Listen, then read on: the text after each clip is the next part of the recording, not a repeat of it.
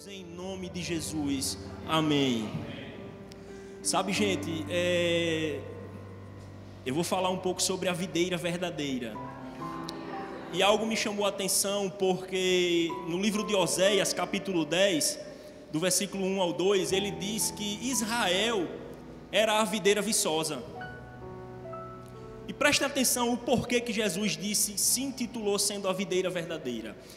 Eu agradeço o pessoal do louvor, vocês podem sentar. Se puder ficar alguém aí no teclado, eu agradeço. Graça e paz, Igreja do Senhor. Boa noite. Vocês estão bem? Aleluia. Veja o que é que diz aqui em Oséias 10, do 1 ao 2. Diz assim: Israel é uma videira bela e viçosa, que cobre-se de frutos conforme a abundância do seu fruto. Assim multiplicou a construção dos seus altares, quanto mais prospera a terra, tanto mais erguem colunas com arte e esmero. Eis que o coração desse povo foi seduzido e dividido, e agora deve carregar sua culpa. Deus demolirá os seus altares idólatras e arrastará suas colunas sagradas. Jesus, quando ele chega em João e diz, eu sou a videira verdadeira, ele está confrontando o povo de Israel. Presta atenção que Deus, nessa parábola que Jesus conta sobre a videira verdadeira, Deus ele é o agricultor. E se você analisar, Deus ele era o agricultor da videira viçosa que era Israel, sendo que a própria videira se afastou dos caminhos de Deus. Eles corromperam o seu coração levantando altares idólatras. Boa parte do povo ele simplesmente decidiu adorar falsos deuses. Tanto é verdade isso que você vai ver mais à frente, Samuel, quando ele aparentemente é rejeitado pelo povo, quando o povo pede para ser levantado um rei, no caso Saul, que foi levantado, Deus chega para Samuel e fala, não foi a vocês que eles rejeitaram, mas a mim. Aí por isso que Jesus chega e diz assim, ei, eu sou a videira verdadeira. Porque entenda, quem é a videira verdadeira? Aquele que obedece o Pai. Entenda, Deus queria cuidar daquele povo como uma galinha põe os seus pintinhos debaixo das asas, e a gente tem textos que falam sobre isso. Ó Israel, eu queria colocar vocês debaixo das asas, mas eles não quiseram, eles recusaram. Aí vem Jesus e é a partir daí que a gente começa a nossa ministração. Aleluia. Deus é maravilhoso. Deixa eu abrir aqui a ministração, enquanto isso eu tomo uma água.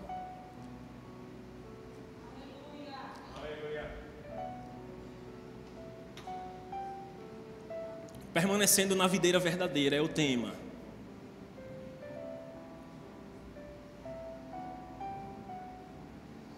Aleluia.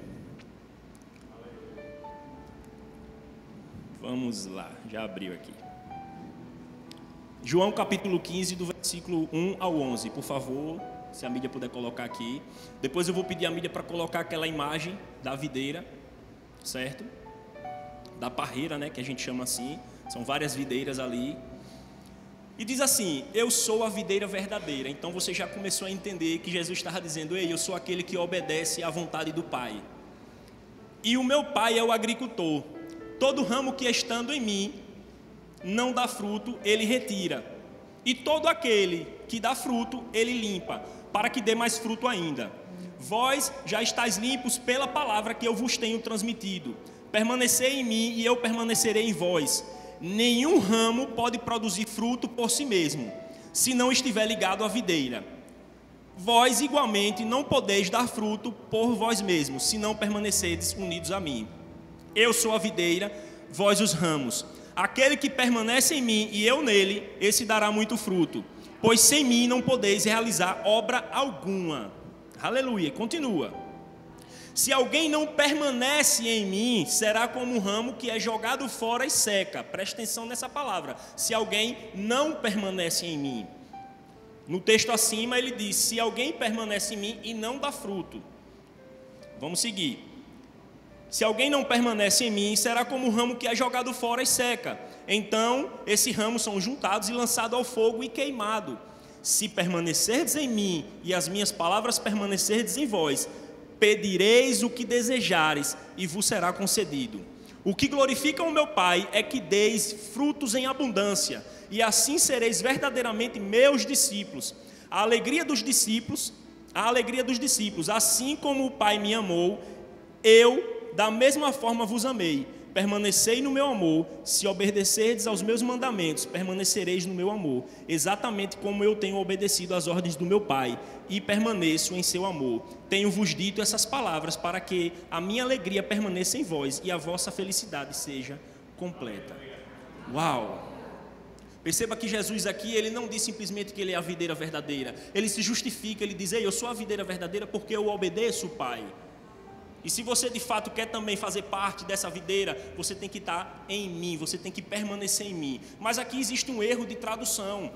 Logo acima, quando ele diz: eu sou a videira verdadeira, o meu Pai é o agricultor, todo aquele que estando em mim não dá fruto, ele retira. Essa palavra retira foi traduzida de forma errônea, de forma errada. Porque na verdade, quando você vai buscar no grego, a palavra correta, deixa eu abrir aqui, se eu não me engano é airo, mas deixa eu baixar aqui para confirmar, isso mesmo. A palavra airo, presta atenção o que quer dizer no grego. No grego a palavra airo quer dizer levanta, eleva, ergue, levanta do chão, pega, toma sobre si e carrega o que foi levantado. Uau! Aí você começa a ter outra conotação no texto, porque o que por ora parecia simplesmente dizendo que Cristo, ou no caso, o agricultor Deus, iria pegar aquela videira, aquele ramo que estava conectado nele e não estava dando fruto e ia jogar fora. Aí eu ia dizer: meu Deus, eu já estaria no mármore do inferno, né? Como algum disse, é que lá tem mármore. Mas entenda, cadê a foto tá aí, a mídia pode colocar. E aí eu comecei a fazer um estudo sobre a parreira. Quando você faz um estudo sobre a parreira, você começa a entender melhor ainda a importância de cada ramo. Pronto. Essa daqui é uma parreira, é uma plantação de vinha. Se você observar, existem vários troncos aqui. Esses troncos são as vinhas, né, que são colocadas de uma distância de uma para outra. E logo acima são colocados tecido ali, linhas de arame, de ferro, de alguma coisa, para que os ramos possam seguir aquele curso. Ou seja, eles são direcionados. Mas o que é que acontece? Uma das qualidades da videira, dos ramos, é porque ele é flexível. E uma vez que ele não seja amarrado nesse ponto, ele tende a envergar e cair para o chão. E se você observar, existe muita poeira, um solo muito arenoso aqui. E constantemente, à medida que o ramo ia crescendo, ele se envergava e ia ao chão. Por isso tem que ter o agricultor, de fato, levantando esse ramo e não jogando fora.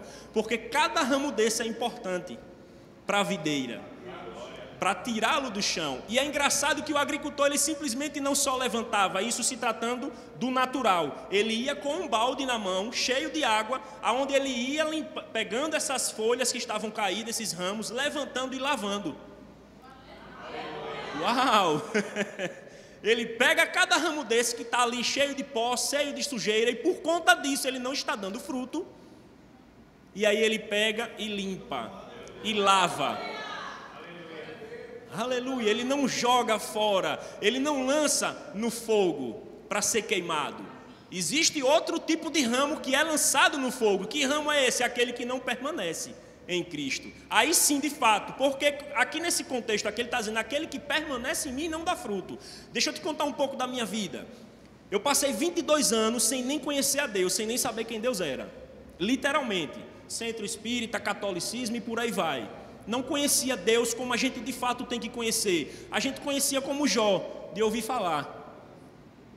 Deus é maravilhoso. Se você perguntar para qualquer pessoa do mundo aí quem é Deus, se não for uma pessoa à toa, né? À toa, na brincadeira à toa, ela vai dizer que Deus é maravilhoso. Deus está nas plantas, Deus está no ar, Deus está em tudo. Ela reconhece a existência de Deus. Oi? Isso, é uma energia poderosa, mas elas de fato creem. Mas aqui está se tratando de alguém que realmente não estava conectado à videira. E verdadeiramente, meu querido, se você não estiver conectado à videira, você por si só não pode dar fruto nenhum. E aí, consequentemente, o seu papel vai ser secar e voltar a ser como o mundo é. Entenda uma coisa, eu passei 22 anos sem de fato conhecer a Deus. E de repente eu sofri um acidente de moto. E nesse acidente de moto eu fiquei internado, quase morro. De fato, Satanás estava tentando todos os dias ceifar a minha vida. O inimigo, ele não brinca. E eu fiquei internado nesse acidente de moto que eu tive, e algo me chamou a atenção nesse momento em que eu estava no leito. Porque eu recebi várias visitas de parentes, de amigos, pessoas que estavam preocupadas de fato com a minha saúde. Mas uma visita, pastor Fábio, fez a diferença. E a pessoa que entrou lá foi a tia de minha esposa. Ela já era cristã na época, ela simplesmente não fala nada. Ela entra no quarto, se prostra de joelho diante daquela escadinha que fica no pé da cama e começa a orar pela minha vida. Naquele momento eu senti uma paz que excede todo o entendimento invadindo o meu quarto. Chega, eu me arrepio quando eu lembro desse momento, porque, gente, eu estava atribulado, eu estava cheio de pecado, eu estava vivendo um lamaçal de coisas erradas. Você sabe o que é você passar 22 anos da sua vida aprendendo coisas erradas? E eu não estou dizendo só aprendendo coisas erradas, eu aprendia coisas corretas. Minha mãe me ensinou a não roubar, não matar. Amém? Mas eu estou falando coisas erradas como mentira, prostituição, que muitos adolescentes vivem no seu cotidiano, na sua fase. Para mim, ser homem de verdade era quanto mais mulheres eu tivesse, melhor. Essa é a cultura do mundo, meu querido, não se espante. Muitos aqui vieram do mundo. Eu fui ensinado pelos meus tios eram os melhores nesse ramo. Eles chegavam em um posto de gasolina para abastecer o carro e eles simplesmente conseguiam galantear a fretista ali, através de lábia, de palavra, e eu aprendi com os melhores e me tornei o melhor nesse ramo, se é que eu posso dizer assim, olhando na ótica do mundo. Eu era do tipo de pessoa que eu namorava 4, 5 namoradas ao mesmo tempo, sem uma saber da outra, ou seja, uma verdadeira... Isso mesmo. Mas entenda, querido, eu não conhecia Deus. Então, para mim, essas práticas eram normais. Para mim, essas práticas eram boas, porque isso definia que, de fato, eu era homem de verdade. Quem aqui é homem e viveu no mundo sabe do que eu estou dizendo, que é verídico. E eu não tiro a ração de mama. Maravilhoso, mama. Sou, mama. Deus literalmente fez a obra na minha vida.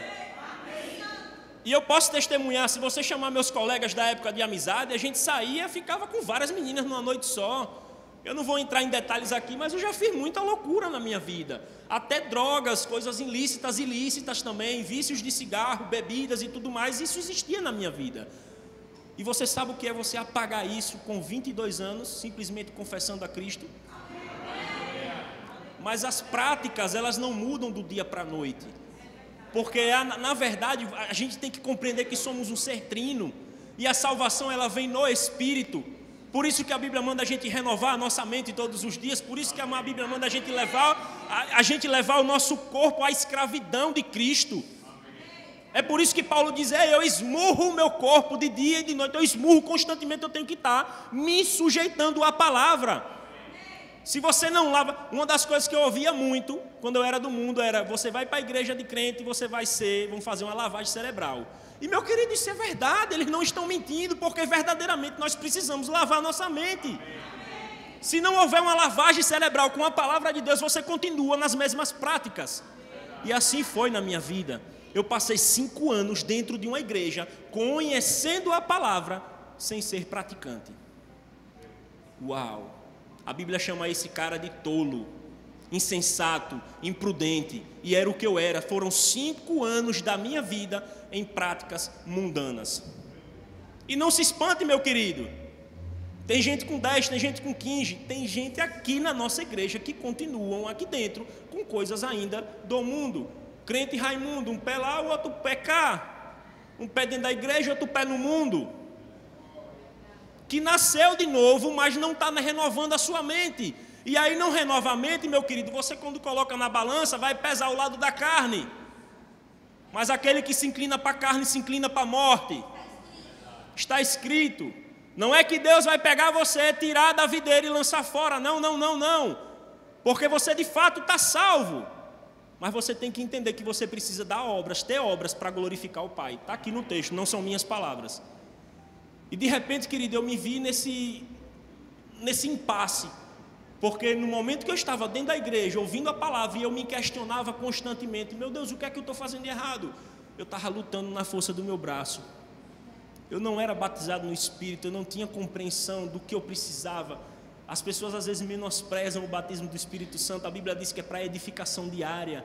Você sabe o que é edificação? É você botar um bloco em cima do outro, um bloco em cima do outro, até você construir um edifício. Essa casa aqui não foi construída com vento, não foi construída com palha. Existem fundações profundas aqui. Eu sou engenheiro, eu entendo do que eu estou falando. Tem sapatas aqui, de cada embaixo de um pilar desse tem sapatas gigantescas aqui. Para depois vir as colunas, para depois vir a parede, para depois que esse edifício está pronto, com o telhado, com tudo, ele poder abrigar as pessoas. É isso que às vezes a gente não entende. A gente acha que o Evangelho é para mim, o Evangelho nunca foi para mim. O Evangelho é para ele, por ele. Oh, aleluia. E eu vivia me questionando, mas eu não conseguia mudar, até que chegou um amigo na minha vida, um verdadeiro amigo de Deus. E aqui eu deixo um parênteses para vocês: cuidado com as amizades.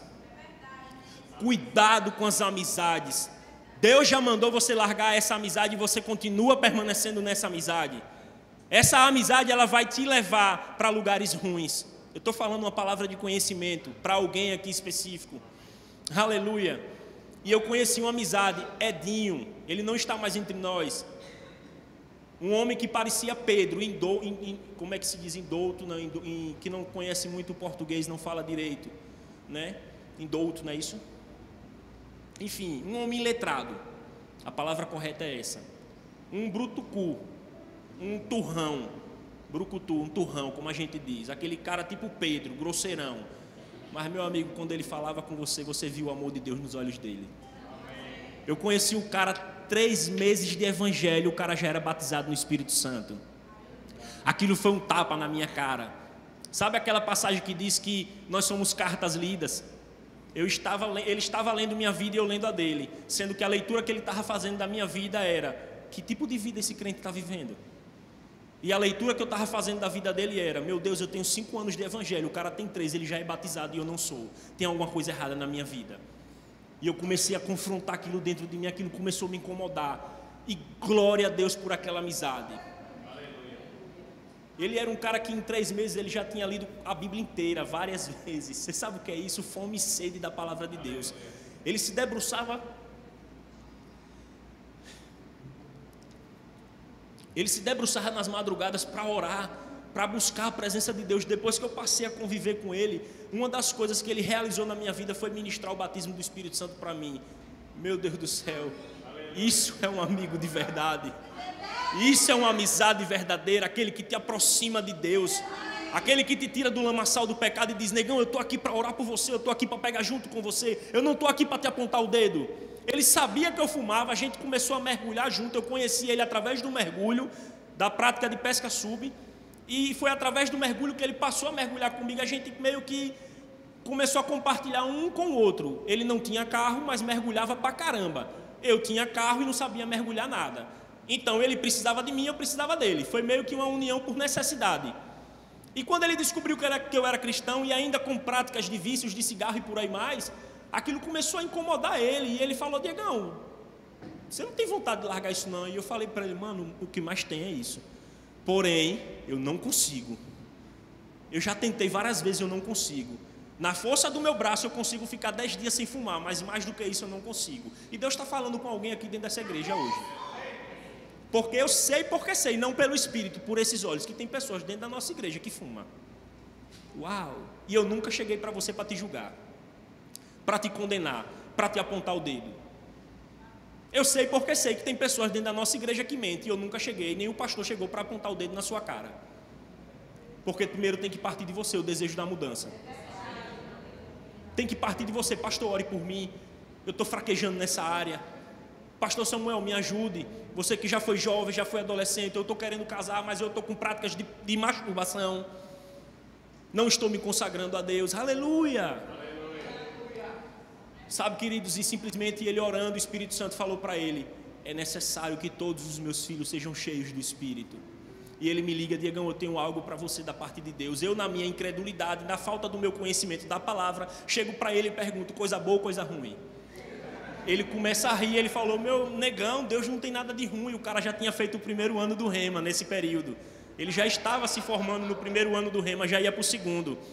E aí eu falei, amém, vamos lá para casa. Ele foi lá para casa, a gente sentou, ele ministrou a palavra para a gente acerca do batismo do Espírito Santo. E simplesmente diante daquela doçura, sem precisar muito, ele disse, é necessário que todos os meus filhos sejam cheios do Espírito. Receba o batismo do Espírito Santo. Meu Deus do céu. Aleluia. É assim que Deus faz. Deus ele pega a gente caído, sujo, levanta com um balde que é a sua palavra limpa. Oh, Ele não vai te julgar, Ele não vai te expor, Ele te limpa, Ele coloca você de novo na vinha ali, Ele te amarra para que no tempo certo você possa dar fruto. Eu estou aqui hoje, queridos, porque um dia o Senhor não me rejeitou, mas Ele me colocou de volta naquela videira. Eu estou aqui hoje porque pessoas acreditaram em mim, pessoas pegaram o coração de Deus, e uma dessas pessoas é o meu pastor Imama. Meu Deus do céu, eu amo quando ele me corrige. Eu confesso que nas primeiras correções que veio da parte dele, aquilo começava a arranhar dentro de mim e eu relutava, porque eu não compreendia, eu não tive um pai para me educar, eu não tive um pai para me corrigir, então correção para mim era algo ruim, até eu entender que existia amor naquilo, até eu entender que verdadeiramente isso era amor. E eu dizer, meu Deus do céu, Ele me ama de verdade. O meu pastor me ama. E quando eu compreendia isso, eu abri meu coração e falei, meu pastor, o que você vê de errado na minha vida, me corrija. Eu quero andar exatamente nessa linha da videira. Eu quero produzir frutos, não para me engrandecer, mas para que o nome do nosso Senhor seja glorificado. Aleluia. E sabe, queridos, depois que eu fui batizado no Espírito Santo e eu venho aqui agora fazer uma propaganda, eu comecei a fazer o Rema. Mudou a minha vida. Mudou a minha vida. Eu não sabia nem o que era ser guiado pelo Espírito.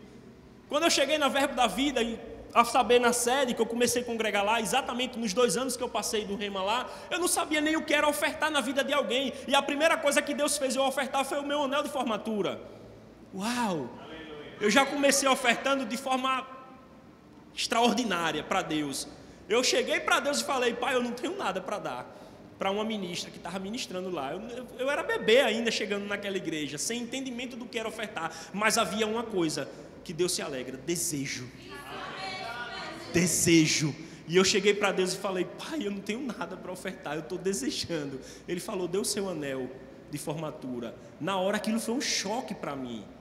Confesso, querido, porque custava mais de R$1.500. Eu estou falando o preço para você entender como Deus estava tratando comigo.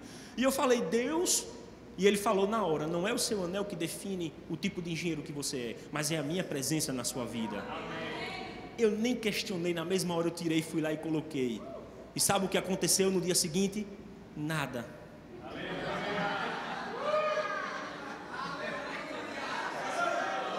Nada. Naturalmente falando, não aconteceu nada, mas espiritualmente havia rompido algo dentro de mim. Havia rompido algo dentro de mim e passava a existir agora um desejo cada vez mais de plantar no reino de Deus, porque eu vi que aquilo era bom e verdadeiramente a Bíblia diz, é melhor dar do que receber. E aquilo começou a me alegrar por dentro. Eu falei, cara, isso é bom. Hoje eu colho frutos exatamente do que o nosso anjo da igreja ministrou na virada. Vocês irão colher coisas que vocês nem lembram que plantaram. Eu sei que eu tenho colhido essas coisas. Aleluia. E sabe, gente, por um bom tempo eu passei dentro da igreja como um bode. Você sabe o que é a diferença de um bode e de uma ovelha? Deus nos chamou para ser ovelhas. Mas eu passei um bom tempo dentro da igreja como um bode. E eu vou te explicar agora o que é ser um bode dentro da igreja. E talvez algumas pessoas se identifiquem, tenham algumas características de bode. Deus não está aqui apontando o dedo para você, Ele está te chamando para levantar você, limpar, te corrigir e para que você venha dar mais fruto ainda. Presta atenção nesse estudo que eu fiz. E esse estudo, querido, para que você se alegre junto comigo, é voltado para o meu segundo livro, o segundo livro que eu já estou escrevendo. Meu pastor se espantou, e o tema desse capítulo, que é o capítulo 3, eu já estou no capítulo 3, mama, desse livro, está sendo maravilhoso, é transformando bodes em ovelhas. Sabe, queridos, porque no natural é impossível você transformar um bode em uma ovelha. Existem características específicas do bode que ele jamais vai se comparar a uma ovelha. Existem características de uma ovelha que você vai olhar e dizer: meu Deus, isso é uma ovelha. Presta atenção.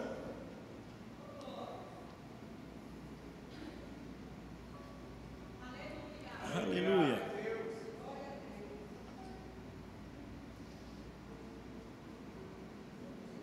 Aleluia. Aleluia.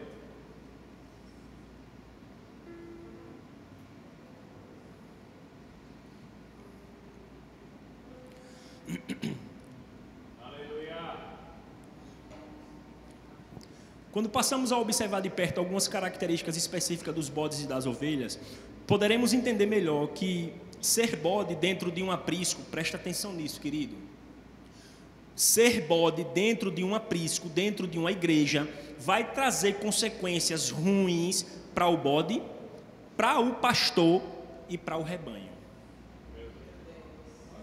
Ser bode dentro da igreja traz consequências ruins para o pastor, para o bode e para o rebanho. Presta atenção. Vamos adiante. Bode ou ovelha? Ambos possuem características bem distintas. E essas características podem nos ensinar muito sobre esse tipo de cristão, se somos bodes ou se somos ovelhas. Vejam a diferença. A primeira delas é que a ovelha é um animal dócil. Aleluia. Você encontra doçura na sua vida, então você começa a se assemelhar com uma ovelha. E costuma viver em rebanhos. Você tem prazer e alegria em estar no meio do seu povo. Amém. Aleluia. Ao lado de outras companheiras. Quando se perde, preste atenção, quando se perde, a ovelha não consegue distinguir sozinha o caminho de volta. Por isso ela precisa de um pastor que a guie. Presta atenção o que Davi diz, olha. Ainda que eu andasse pelo vale da sombra da morte, não temerei mal algum, porque tu estás comigo, a tua vara, o teu cajado me consolam. Davi sabia que ele tinha um pastor. E essas são duas ferramentas que andam na mão de um pastor: o cajado e a vara. A vara para expulsar os predadores e o cajado para direcionar a ovelha. Quando o pastor sentar o cajado na ovelha, no bom sentido, é porque ele está dizendo aqui: filho, o caminho é aqui, ó, não é aqui não. Ele não está usando a vara, ele está usando o cajado para alinhar o percurso da ovelha. Aceite a correção com alegria, com amor. Aleluia. Mas, e quando a ovelha não quer ser conduzida? Quando a ovelha não aceita ser protegida pelo pastor? Passamos então a identificar um comportamento atípico da natureza de uma ovelha. Daí surge a figura do bode. Aleluia. Que ao contrário da ovelha, esse é desobediente, arredio, traiçoeiro, não sabe viver em grupo, sempre recebe novos integrantes com chifradas. O bode não tem disciplina e não aceita repreensão. Como esse animal, todo cuidado é pouco. Ele é ativo e destruidor, sem se importar com os danos causados. É assim que um bode é, querido. Isso se tratando no natural. Pegue no espírito. Jesus, ele fazia parábolas maravilhosas, trazendo coisas naturais para ministrar a palavra de Deus. Deus é maravilhoso. Continuamos. Vejamos. Pode um bode que possui um comportamento arredio, insubmisso, traiçoeiro, que não gosta de viver em rebanhos, que dá chifrada quando é confrontado, se transformar em uma ovelha? Em se tratar do animal, a resposta sempre será não. Agora, na condição de mudar essa natureza animal, porém, se tratando da figura da ovelha, o bode relaciona... Espera aí, me perdi aqui. Em se tratar do animal, a resposta para essa pergunta é sempre não, sempre será não. Não existe condição de mudar a natureza desse animal. Porém, em se tratar da figura da ovelha e do bode relacionados ao proceder e ao caráter cristão, pode sim um bode se transformar em uma ovelha. Características do bode e da ovelha se assemelham ao caráter e à personalidade de pessoas, sendo elas boas ou ruins. De fato, existe muito crente ovelha, mas também muito crente bode. E como transformar um bode em uma ovelha? A resposta está e sempre estará na palavra. É ela quem tem o poder de fazer tudo novo, de transformar o homem que rouba em um homem honesto, de mudar o arredio em manso, o manso e humilde de coração, o insubmisso em submisso, o tolo em sábio, o insensato em prudente, o traiçoeiro em fiel, o desleal em leal. A palavra tem poder, é viva e eficaz para nos mudar da água para o vinho, do bode para a ovelha. Então, se você identificou algum desses traços na sua vida que se assemelha à característica do bode, deixa eu te dizer uma coisa, tem cura. A palavra é a sua cura. Se lave com a palavra. Sabe outra característica interessante que diverge o bode da ovelha? Essa é muito boa, pastor, você vai amar. Ele segue qualquer voz. O bode, qualquer voz serve. Ele vai atrás de qualquer um, preste atenção nisso. Ele vai atrás de qualquer um que lhe ofereça uma cenoura, um prazer. Ele segue qualquer um com uma recompensa imediata. Já a ovelha, essa só confia e só segue a voz do seu pastor. Aleluia! Isso aqui tudo está escrito no meu segundo livro, amados. É um estudo que eu fiz. Preste atenção, o que é que diz João 10:27? As minhas ovelhas ouvem a minha voz, eu as conheço e elas me seguem. Aleluia. O bode sempre será guiado por aquilo que lhe é favorável. Aleluia! Como exemplo da cenoura, muitos cristãos têm saído do meio do seu rebanho por ofertas de cenoura, de formas figuradas, por ofertas de cargo, por ofertas de palavras que afaguem a sua alma e que não lhe tragam confronto, por dar ouvido a vozes que não vêm do seu pastor. Os bodes são aqueles que são guiados por circunstâncias e não pelo Espírito Santo. Palavra de salvação. Se você identificou, querido, na sua vida algum traço de bode, e sabe, meu querido, dos bodes, quando eu comecei a congregar na igreja, eu era dos mais valentes. Eu dava chifrada, eu era arrogante, eu era prepotente, eu era soberbo, eu era mentiroso. Eu fumava e mentia que fumava. Um bode fumante. Era um bode fumante. Muito bom, meu pastor. Muito bom. Mas tudo isso glorifica ao meu Deus. Isso é maravilhoso, porque eu tenho plena convicção. Meu Deus do céu, assim como Paulo diz em uma das suas cartas, dos pecadores, eu era o pior. Mas a graça dele me alcançou. Eu encontrei na palavra, no batismo do Espírito Santo, nas ministrações do Rema, maturidade para começar a ficar firmado na onde Deus queria que eu ficasse e a começar a dar frutos. E se hoje eu estou aqui de pé, com uma família linda, porque eu vou dizer um negócio para você, não olhe muito para a minha vida, olhe para a vida da minha esposa e dos meus filhos. Toda árvore é conhecida pelo seu fruto. Quer ver se eu estou frutificando? Pode chamar minha esposa, eu autorizo qualquer um aqui. E perguntar, Diego é um bom marido? Diego é um bom pai? Basta você olhar para os meus filhos. São crianças doces, amáveis, que aceitam correção. Oi?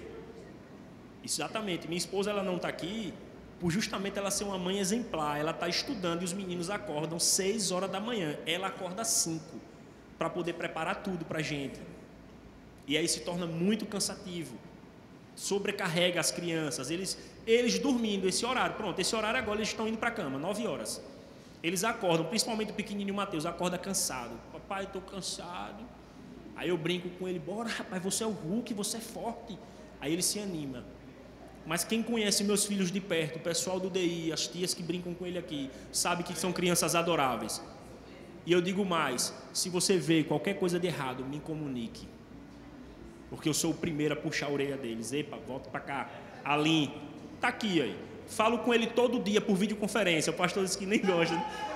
Todo dia a gente liga um pro outro. Videoconferência. Vou contar não. Vou contar não. A gente depois eu conto pro pastor. A gente se fala todo dia. E às vezes o menino está naquele azedume, ele vê. Ele também. Ei, volte, senta aqui. Tá de castigo. Não tem negócio de colher de chá para criança não, meu querido. É ali, ó. E deixa eu dizer uma coisa. Quando eu dou uma correção mais dura, sabe o que eles fazem? Eles vêm chorando e dizem, papai, me desculpe. Lá em casa não tem dureza de coração, não. Mateus é o mais turrudinho, pequenininho, mas o mais turrudo. Mas ele vem e pede desculpa. Papai, desculpa, mas foi não sei quem. Foi João Pedro, que não sei o que. A natureza, a adâmica ainda gritando. É bem assim mesmo. Uau. Mas é isso, gente. A palavra que tinha no meu coração hoje para aqui era essa. De você compreender que se ainda existe algum resquício de bode na sua vida, meu querido, tem solução. Se exponha, abra seu coração para o anjo da igreja. Pastor, me ajude em oração. Para eu mudar, eu precisei de ajuda. Um amigo verdadeiro veio até mim, me ajudou, orou por mim, me batizou com o Espírito e eu comecei a crescer. E como resposta disso, Roberta, sem nem eu precisar falar, se levanta. Ela é uma das pessoas a qual eu pude ajudar e edificar. Ser amigo de verdade, sem julgar, sem apontar dedo. Preta, é assim, assim, assado. Recebo o batismo lá em casa. Foi um auê. Foi daquele jeito, uma metralhadora. Sabe aquelas metralhadoras? Eu falei, tá glória. O negócio foi de verdade. E aí eu falei, pronto. Aí começou a se firmar. Já está desejando fazer o rema.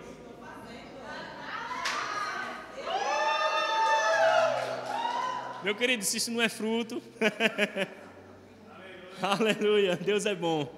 Essa foi a palavra que o Senhor trouxe ao meu coração hoje.